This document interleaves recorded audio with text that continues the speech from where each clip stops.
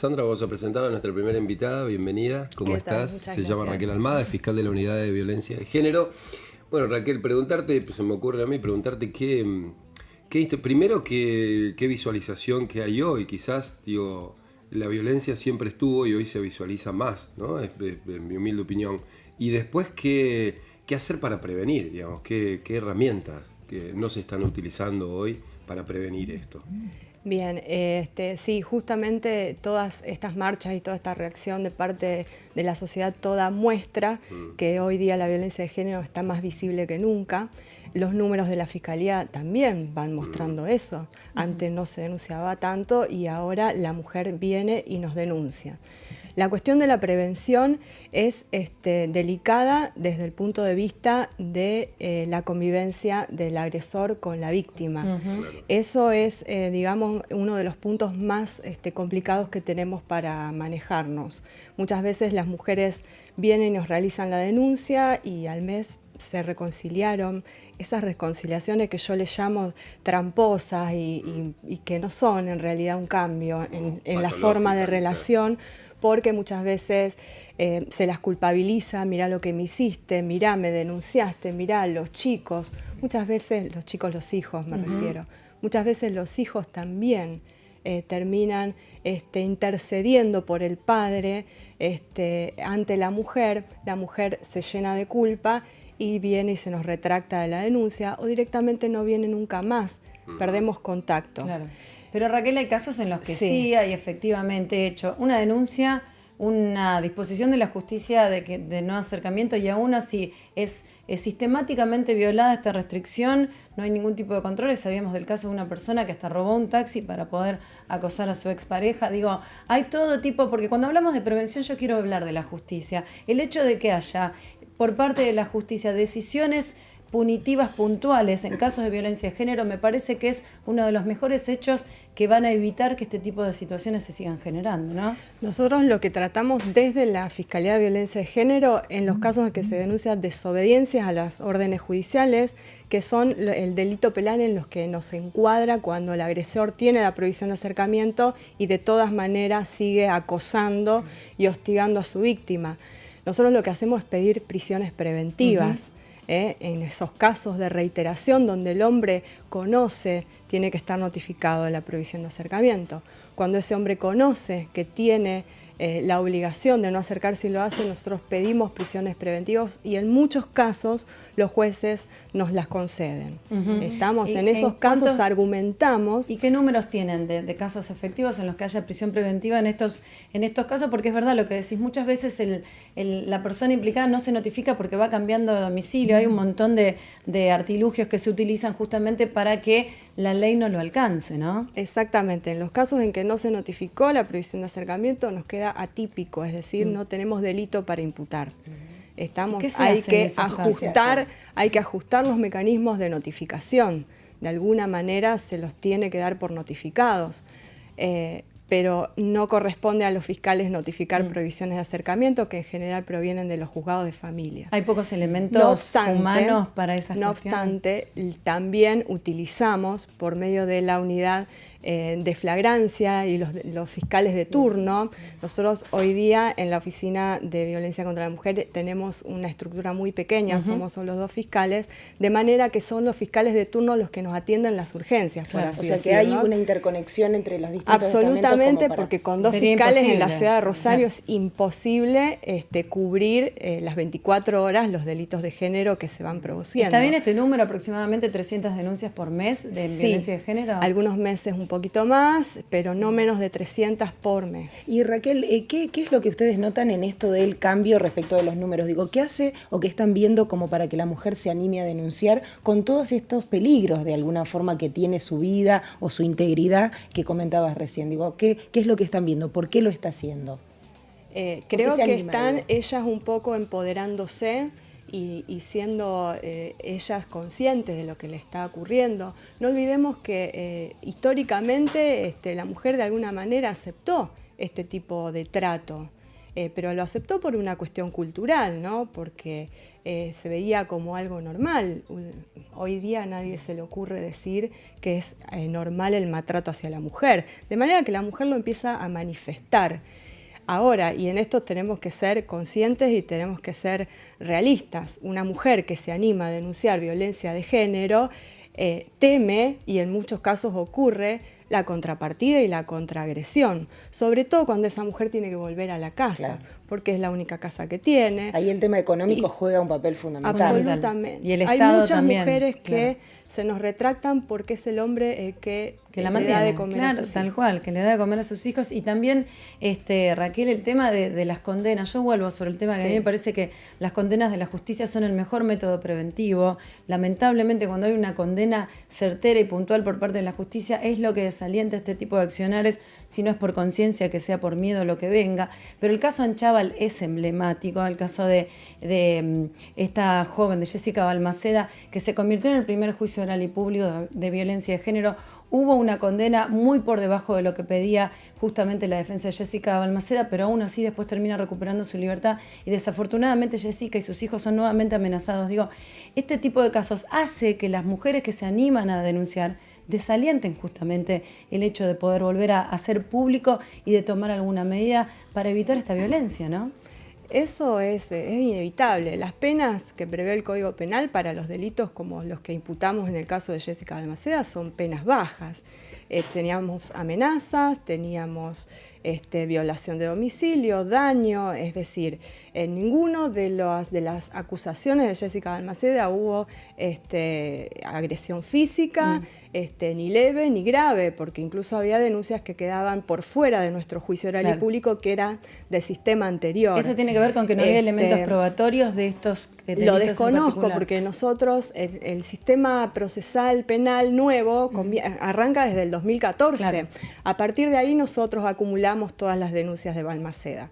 Pero ella hablaba de, no me acuerdo ahora la cantidad, pero de una enorme cantidad de denuncias en el sistema anterior, más de las 60, cuales no pudimos, claro, con las cuales no pudimos avanzar porque ahí se produjo un corte del sistema procesal penal. Habría que ver en el sistema anterior qué es lo que había. Vos decís las penas no son muchas porque el delito en realidad que se le está atribuyendo no es mayor, como decías, a lo mejor esto no hubo agresión física y demás, pero la reiteración de este tipo de delitos que pueden devenir en una situación violenta, ¿ustedes lo evalúan también como una Absolutamente, absolutamente, porque la reiteración agrava la magnitud del daño, sobre todo psicológico, en la víctima que viene siendo acosada y violentada en forma regular, porque aumenta la gravedad del injusto cometido, y en ese punto lo que hacemos los fiscales es pedir penas mayores. Ustedes saben que nosotros manejamos entre mínimos y máximos de penas.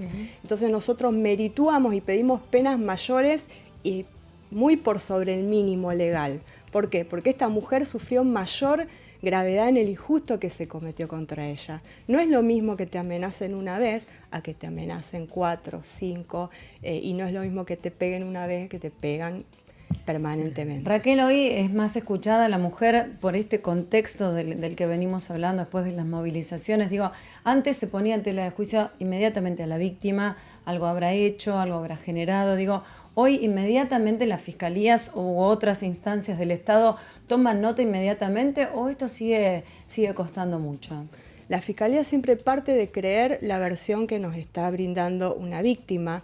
No somos de la postura de pensar de que la víctima viene porque tiene tiempo libre y tiene ganas de venir a denunciar algo. Una mujer que viene a denunciar es porque algo le ocurrió. Puede haber un mínimo, pero muy mínimo porcentaje de casos donde se mezclan cuestiones patrimoniales y peleas en el sentido de divorcios y demás. Pero les puedo asegurar que es absolutamente mínimo. Incluso nosotros lo que tenemos en cuenta, y esto es a raíz de los estándares en violencia de género que estamos manejando y el estudio que hacemos en los casos y las problemáticas de violencia de género, los fiscales tenemos en cuenta los círculos de la violencia, los cuales son muy importantes de entender de parte de todos los actores en el sistema penal que intervenimos en violencia de género. Una mujer puede denunciar hoy y dentro de 10 días venir y decirnos que se reconcilió y que no quiere continuar con la acción penal. Y ahí la tentación que existe de parte de quienes no están formados en género es decir, uy, esta mujer fue verdad lo que dijo antes. Claro. No, justamente está inmersa en este círculo de la violencia donde el agresor es muy probable que haya vuelto a seducirla, haya logrado el perdón, haya prometido que esto no iba a volver a ocurrir. La mujer perdona y después viene inevitablemente un nuevo ciclo de tensión y se produce luego el nuevo hecho de violencia. Y en ese momento, cuando ahí denunciamos de nuevo. Cuando ustedes las reciben, ¿hay un equipo interdisciplinario que trabaja como para trabajar en esos círculos que mencionabas, para poder contener a esa mujer, si es que tiene que volver a su hogar, si toma la decisión de retirarse del hogar, para ver cómo tenemos un protocolo con estándares muy interesantes, estándares que vienen dados por los tratados internacionales de violencia contra la mujer. Lo que nos falta todavía son recursos y nos falta proveer a la Fiscalía de Género de un equipo interdisciplinario con psicólogos, trabajadores sociales y demás que puedan brindarle una contención más allá del ámbito de la Fiscalía. Sí tenemos psicólogos actualmente, tenemos 3 psicólogos que le brindan un espacio más extendido en el tiempo, es decir, el trabajo jurídico se basa en entrevistar a la víctima y ver qué evidencia logramos de su testimonio y cuando las vemos que están realmente muy quebradas y muy angustiadas por la situación, entra el psicólogo, la psicóloga como para ahondar un poquito más. Incluso tenemos nuestra secretaria de gestión que también va articulando con otros organismos del Estado cuando esta mujer tiene que salir de la casa porque está en peligro, entonces se le busca refugios, o cuando el agresor está fuera de la casa y ella tiene la casa insegura, tratar de pedir subsidios para poder poner rejas, mayores medidas de seguridad. Hoy tienen elementos, respuestas por parte del Estado en ese sentido, botones antipánico, refugios inmediatos, asistencia hasta económica para la mujer y para los hijos. ¿La justicia cuenta con alguno de esos elementos o cuesta la conseguirlo? Justicia, la Fiscalía lo que hace es articular. Nosotros no tenemos presupuesto propio para dar un subsidio a una víctima que tiene que asegurar su casa, por así decirlo. Articulamos, oficiamos a otros organismos del Estado.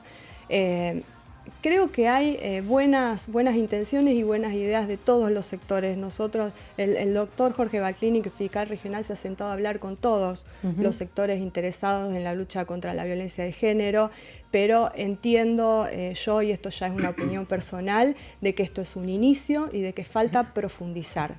Las políticas públicas tienen que profundizarse. La ¿Con Fiscalía, recursos, con presupuestos? Absolutamente. Desde mi punto de vista tendría que estar previsto en el presupuesto de la provincia una partida presupuestaria dedicada a la ayuda a las mujeres que sufren violencia de género para que esa mujer no tenga que volver a convivir con el agresor para que sus hijos coman. Pueda salir. Por ejemplo. Por dependencia económica de alguna forma. Estas paradojas que tenemos en la realidad, porque este fin de semana vamos a poner 800 efectivos a cuidar un clásico.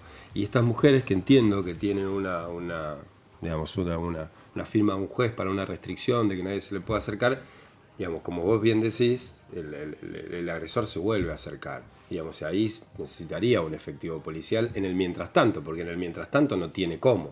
Es solo un papel. Lo que nos suelen brindar desde seguridad son rondas policiales, pero que tampoco cubren todo el tiempo. Se nos dicen, y esto no es un achaque a seguridad, porque del presupuesto están todos un poco cortos, pero creo que también debería proveerse de móviles destinados exclusivamente a los casos de violencia de género, que son muchos. Sobre todo teniendo en cuenta que en todos los casos de femicidio contamos por lo menos entre 2 o 3 denuncias previas de violaciones, de restricciones a esta prohibición. Entonces, teniendo en cuenta esto, cuando llega la muerte de la mujer, hubo por lo menos 3 o 4 avisos es que previos. un papel no va a ser de que... un papel no la va a cuidar, y no puede ser que cuando pedimos un móvil para cuidar a una mujer nos digan, sí doctora, lo vamos a mandar, pero para mandarle tenemos que sacar otro de otro espacio donde también tenemos un conflicto grave.